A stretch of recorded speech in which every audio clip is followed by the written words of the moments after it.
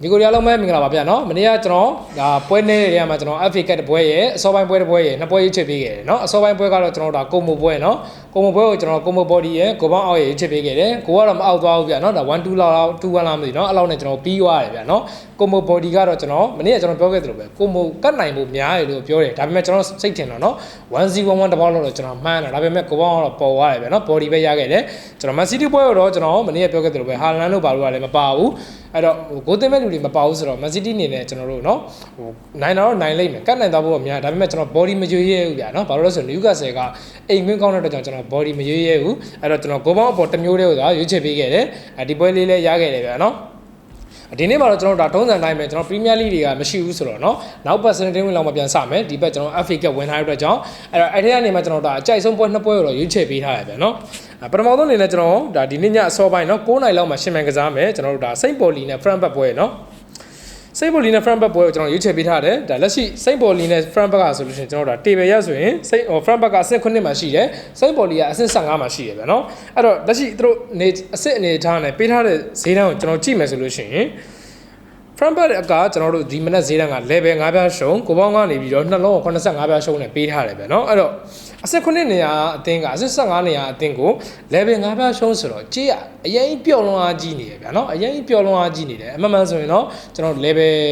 40လောက်เนาะ level 50လောက်တောင်မှဒါပေါက်လို့ရတယ်ဈေးတန်းမျိုးဗျာเนาะဒီလိုအဆင့် level နေထားမျိုးอ่ะအဲ့တော့ Saint Pauli ရဲ့ကျွန်တော်တို့ဒီနေ့ကဒီအင်ကွင်းဆက်ဆောင်ယူကျွန်တော်ကြည့်မယ်ဆိုလို့ရှိရင်လေ Saint Pauli ကเนาะကျွန်တော်တို့နှစ်ပွဲနိုင်ထားတယ်နောက်ဆုံး5ပွဲမှာအင်ကွင်းဆက်ဆောင်ယူနောက်ဆုံး5ပွဲမှာနှစ်ပွဲနိုင်3ပွဲတည်ရကြထားတယ်ဗျာเนาะ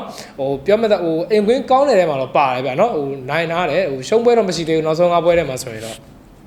ကျွန်တော်ဒါ front back ကိုကျွန်တော်ပြန်ကြည့်ရမယ်ဆိုလို့ရှိရင်လည်း front back ကကျွန်တော်တို့ဒါနောက်ဆုံးအိမ်ကွင်းsorry အဝေးကွင်း5ပွဲမှာဆိုလို့ရှိရင်2ပွဲတည်ကြပြီးတော့3ပွဲရှုံးထားတယ်ဗျာနော်အဝေးကွင်းနည်းနည်းလေးညံ့နေထဲမှာပါတယ်ဗျာနော်ဂိုးကတော့ front back ကမရဘူးမဟုတ်ရတယ်ဒါပေမဲ့အဝေးကွင်းနည်းနည်းလေးညံ့နေထဲမှာပါတယ်အဲ့တော့ဒီမနက်ပေးထားတဲ့ဈေးတန်းရဆိုလို့ရှိရင်ကျွန်တော်ဒါ front back က level 5ပြားရှုံးကိုပေါင်းကနှလုံး85ပြားရှုံးဆိုတော့เนาะကျွန်တော်တို့ဒီ head to head ရကြည့်မယ်ဆိုလို့ရှိရင်လည်းကျွန်တော်တို့ဒါ Saint Pauli အိမ်ကွင်းမှာဆိုလို့ရှိရင် front back ကအမြဲတမ်းအသာရတယ်အမြဲတမ်းအသာရတယ်ဗျာเนาะစိတ်ပေါ်လီကနည်းနည်းလေးဒါတပွဲနှစ်ပွဲလောက်ပဲเนาะနိုင်ထားတာကိုတွေ့ရတယ်ဗျာအဲ့တော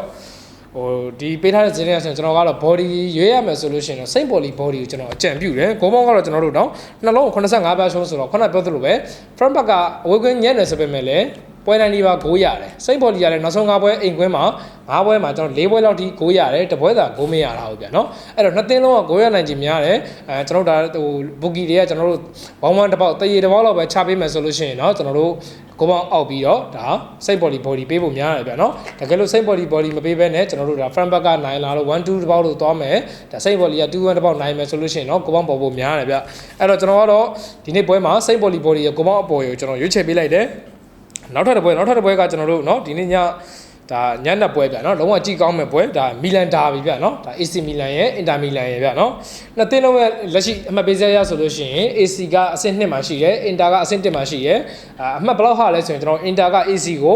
10မှတ်လောက်ထိဖြတ်ထားတယ်ဗျာเนาะပြီးတော့ဒါအဆင့်ကလည်း1နဲ့2ပဲရှိတယ်အဲ့ဒါကိုဒီမနေ့ပေးထားတဲ့ဈေးတန်းကကျွန်တော်တို့เนาะအင်တာကနေပြီး level 45ပြားရှုံးတဝက်နီးပါးရှုံးဖြစ်နေပြီဗျာเนาะအဆင့်1နဲ့2ကိုအဲ့လောက်ထိကြေးရပြင်းလွှားကြီးနေတယ်လို့ကျွန်တော်ထင်တယ်ပြီးတော့ဂိုးပေါင်းကလည်းနှလုံး80ရှုံးဖြစ်တယ်ဗျာเนาะအဲ့တော့ AC Milan ရဲ့ကျွန်တော်ဒီနေ့ရသည်နောက်ဆုံးအိမ်ကွင်း5ပွဲကိုကျွန်တော်ကြည့်မယ်ဆိုလို့ရှိရင်လည်း2ပွဲနိုင်2ပွဲတည်1ပွဲရှုံးထားတယ်အင်တာကတော့အဝေးကွင်းမှာ4ပွဲနိုင်ပြီးတော့ကျွန်တော်တို့เนาะဒါ1ပွဲတည်ကြထားရဗျာเนาะအင်တာကတော့အဝေးကွင်းပိုင်းမှာပိုကောင်းနေတယ်လက်ရှိရှုံးပွဲမရှိဘူးနောက်ဆုံး5ပွဲမှာ4ပွဲလုံးနိုင်ပြီးတော့1ပွဲတည်ကြထားတယ် AC ကတော့ဒီအိမ်ကွင်းပိုင်းမှာရှုံးပွဲလေးကျုံတွေ့ပြီးတော့တော်တော်လေးကိုခြေစွမ်းကျနေတယ်ပါပါတယ်ဟိုတနေ့ကကျွန်တော်တို့ပါတယ်ပီဆာနဲ့ပွဲလာမသိเนาะအဲ့ပွဲမှာဆိုလို့ရှိရင်လုံးဝကစားပေါက်ပျောက်ပြီးတော့ဒါတန်းစင်ဆောင်ကအသင်းကိုကစားပေါက်ပျောက်ပြီးကစားကွက်လည်းလုံးဝမရှိဘူးဗျာเนาะတော်တော်လေးကိုဒါတင်းဖောင်ကနည်းနည်းလေးပျက်စီးနေတယ်မှာပါတယ်ဗျာကျွန်တော်တို့ AC ကိုတိတ်မကြိုက်ဘူးဒီညဒါပေမဲ့ဘောလုံးပွဲကအလုံးကြီးပါဗျာเนาะတိတ်ပြီးတော့ပြောလို့တော့မရဘူးဒါအရင်ပွဲတွေကမကောင်းဘူးဆိုပေမဲ့ဒီနေ့ပွဲကြမှာထပြီးကျွန်တော်ဘူကီဂျေးဆိုပြီးထကောင်းရင်လည်းကောင်းနိုင်တာပဲအဲ့တော့ဒီနှစ်သင်းလုံးရဲ့ head to head အရာကြည့်မယ်ဆိုလို့ရှိရင်လည်း AC အင်ကွင်းမှာတွေ့ဆုံခဲ့တဲ့ကျွန်တော်နောက်ဆုံး5ပွဲလောက်မှာဆိုရင်အင်တာကပဲအသာရပြီးတော့1-1တရေ2ပွဲရှိထားရဗျာเนาะအဲ့တော့ဒီနေ့ပေးထားတဲ့ဈေးတန်းကအင်တာက level 45ပြားရှုံးဆိုတော့ကျွန်တော်တို့အင်တာအနေနဲ့ပေးထားတဲ့ဈေးကအင်တာသမားတွေအတွက်ကြေးပြင်းတယ်လို့ထင်တယ်အဲ့တော့အင်တာအနေနဲ့ဒီနေ့ပွဲကကတ်နိုင်ဖို့များသလိုတရေကျနိုင်ကြီးလည်းများတယ်ဗျာเนาะတရေကျနိုင်ကြီးကျွန်တော်တို့60%လောက်ရှိပြီးတော့အင်တာနိုင်ဖို့အတွက်က40%လောက်ပဲရှိရဗျာเนาะကျွန်တော်ဒါခံမှန်းချက်ရပေါ့ အဲ့တော့ဒီနေ့ပေးထားတဲ့ဇင်းရဆိုရင်ကျွန်တော်ကတော့ interbody ရယ်ကိုပေါင်းကတော့နှလုံး80ရှုံးဆိုတော့ CDA မှာကျွန်တော်တို့အချင်းတစ်ခုရှိရယ်เนาะကျွန်တော်တို့ဒါအတင်းချင်းတွေ့မယ်ဆိုလို့ရှိရင်1 0မဟုတ်1 1တစ်ပေါက်သွားတာများတယ်ဗျာเนาะကိုပေါင်းအောက်တာလည်းများတယ်ကိုပေါင်းအောက်နိုင်ကြီးလည်းများတဲ့အတွက်ကြောင့်ကျွန်တော်က interbody ရယ်ကိုပေါင်းအောက်ရယ်ရွေးချယ်ပေးတယ်ကျွန်တော်ဒီနေ့နှစ်ပွဲရွေးချယ်ပေးခဲ့တယ်ဗျာเนาะဒါ front back ပွဲကိုတော့ကျွန်တော် Saint Body body ရယ်ကိုပေါင်းပေါ်ရွေးချယ်ပေးတယ် inter ပွဲကိုတော့ Milan derby ကိုတော့ interbody နဲ့ကျွန်တော်ကိုပေါင်းအောက်ကိုရွေးချယ်ပေးတယ်ဗျာเนาะ channel ပွဲတွေတော့ကျွန်တော်ဒါမောင်းကတ်တွေ channel မောင်းကတ်တွေတပွဲကောင်းနေဖြစ် channel ထဲမှာပဲတင်ပေးတယ်အားလုံးအဆင်ပြေပါစေကွက်လက်ပါဗျာเนาะ